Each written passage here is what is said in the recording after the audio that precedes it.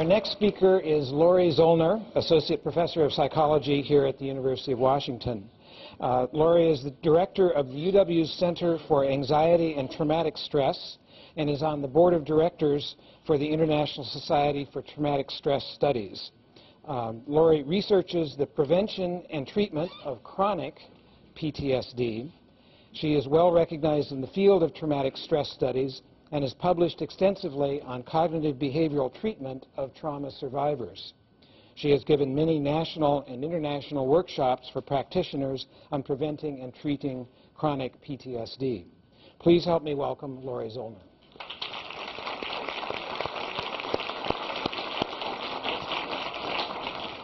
Before I get started, I do need to make a few acknowledgments. Most of the research that I'll be talking about today has been funded by a grant from the National Institute of Mental Health, also a grant from the Anxiety Disorders Association of America, and our medication supply for our trials are actually funded by Pfizer. And then finally, as Richard also hinted at, research is done in groups and in teams, and these are some of the people who have worked hard on some of these projects and are really critical to our efforts here. So one of the things I wanted us to do was have a sense or a feel of what it's like for an individual to have PTSD. And we have an ongoing treatment study going on right now. And a couple of women who've participated in that study graciously volunteered to help us out and to actually tell us a little bit more about what their experience of PTSD is like. And one of the thanks that I want to put in here is one of our research associates, Dr. Afsoon Eftekhari, actually spent quite a bit of time putting together these clips for us, and you'll actually hear her voice on it. But as you're listening and as you're watching, what I want you to do is listen for these symptoms that we've been talking about and take it away from kind of the theoretical or the academic into what it translates into somebody's real life. What was PTSD like for you, and how do you experience it? Well, because of what happened, I had a really bad fear of the dark.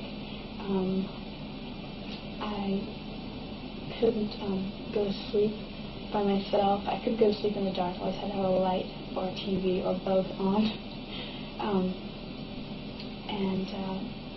I was afraid to sit with my back to a door or lay with my back to a door, so I'd always have to turn around.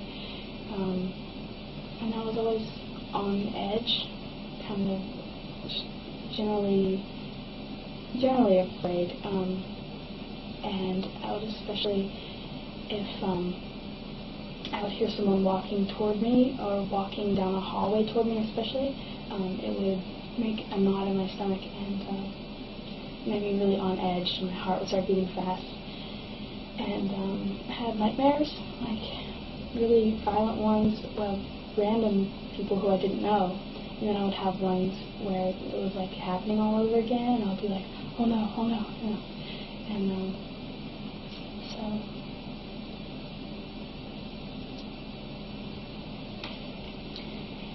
And in what ways has PTSD been a problem for you? Well, in general, it just hampered my life a lot.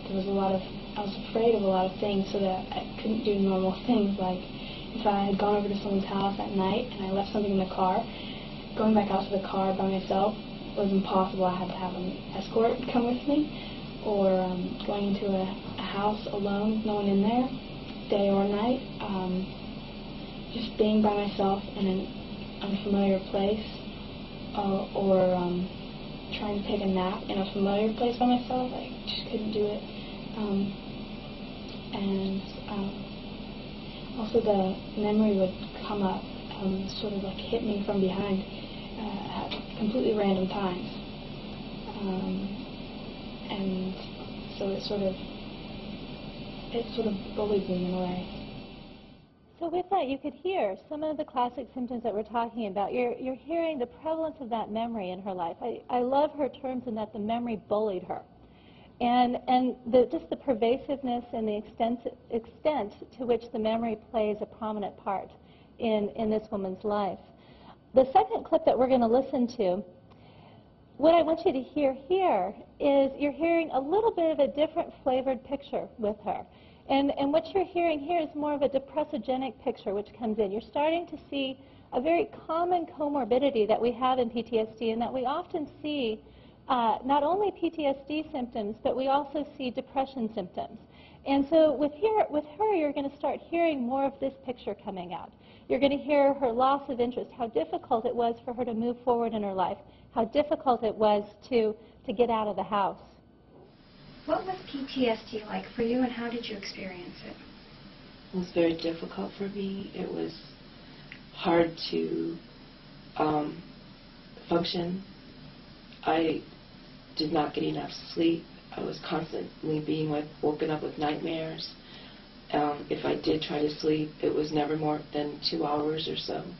I had a very hard time falling asleep, and I was constantly being triggered by events and things that would make me re-feel the trauma all over again.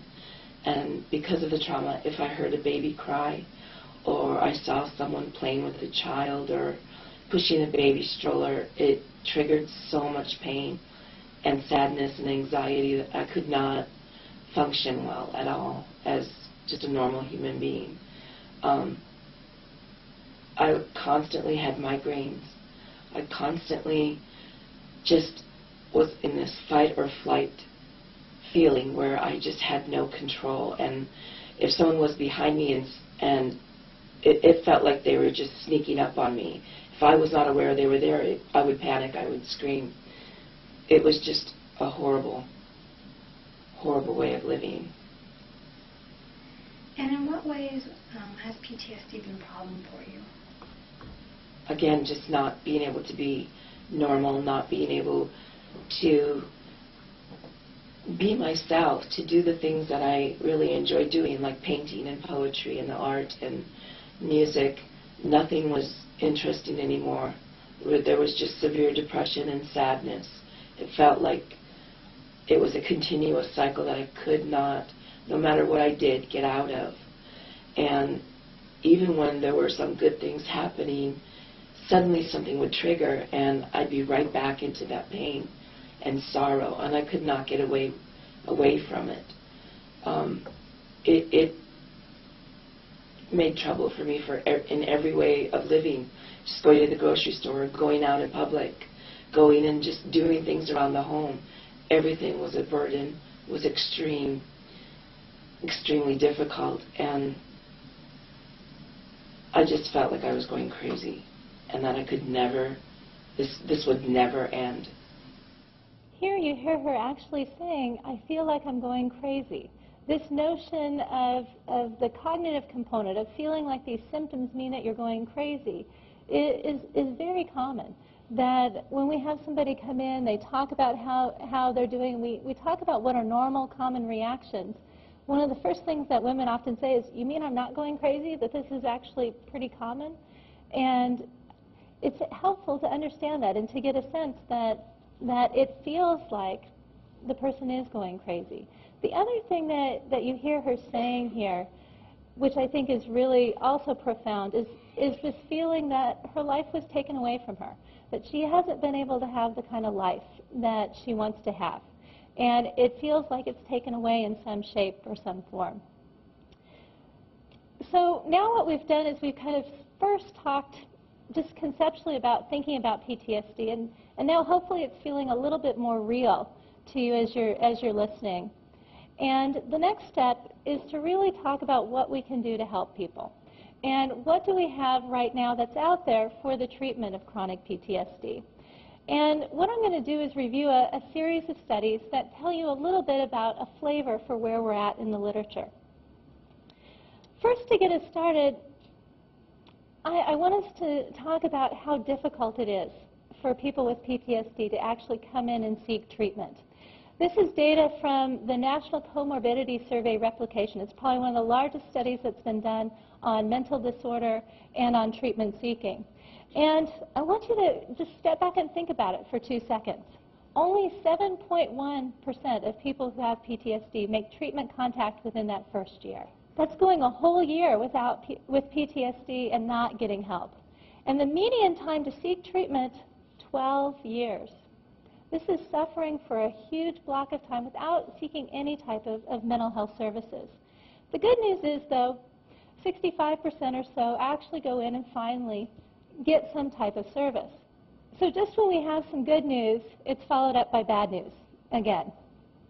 When we look at the type and the quality of treatment that people are receiving, only a third of folks are actually being seen by a mental health specialist, a psychiatrist, a psychologist. A third are being seen by a general medical practitioner. This would be a primary care doc in most cases.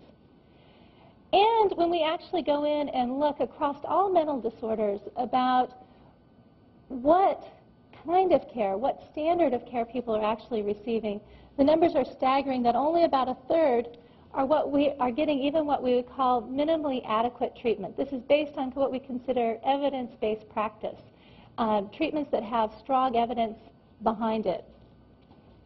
So we have a picture of people who take a long time to get into mental health services, and once they get in, they're not getting the type of care that we'd like to see them be able to get.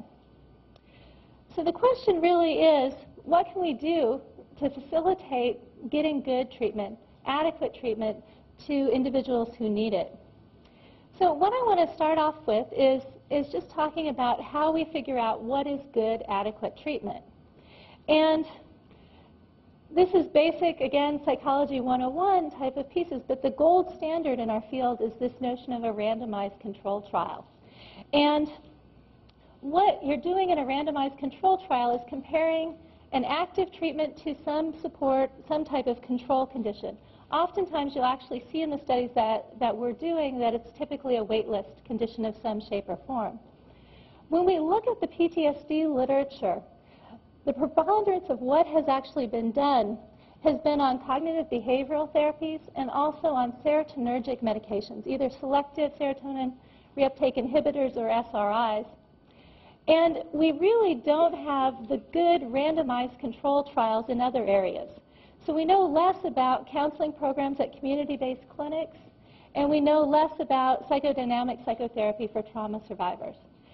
So when I'm talking, I'm not going to be talking about these things, and I'm not saying that they don't work. All I'm saying is that we haven't had the gold standard randomized control trials in this area to meet what we would call evidence-based practice at the current time.